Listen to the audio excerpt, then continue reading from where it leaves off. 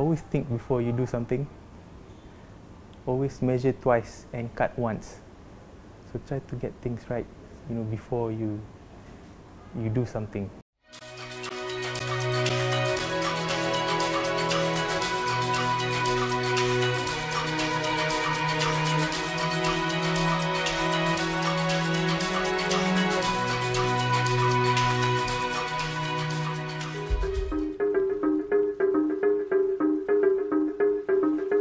My name is Multhalib. At the moment, I'm a full-time sculptor. I do my work in metal. I started off doing architecture.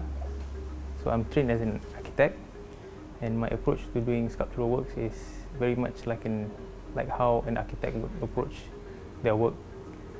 So I would design on the computer first. I would do modeling. I would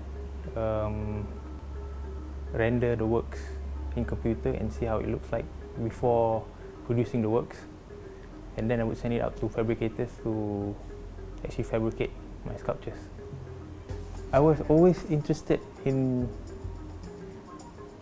design, in fine arts, I think later on in architecture and engineering. So then I took a break and went into arts for a while. But then later on, what started off as something temporary, it just became more and more permanent. So it wasn't a very serious decision in the beginning.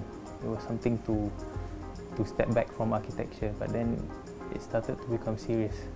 So I've been doing it for the last 10 years. Sometimes when you look at things, you get ideas. It's like maybe I think it's the same way as how writers would write their books or come up with songs. I mean, there's no way to actually identify when is the exact moment when you have an idea. And some ideas actually develops over many years. But then, there are some moments when suddenly you see something and it triggers something else.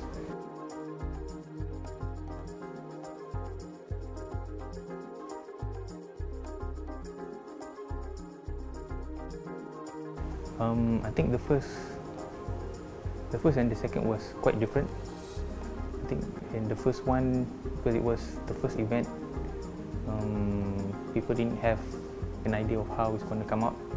So even during the designing stage, the brief was very general, and my focus at the time was to do something to reflect the idea of time.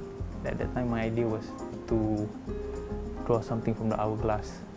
So we made the first trophy based on that idea, and then the second year I was invited again, and I thought to use the circle to maybe represent the idea of time, because a lot of things are in circular forms, nature, and I think the circle is the only shape that you can be found in nature and also in science, in engineering.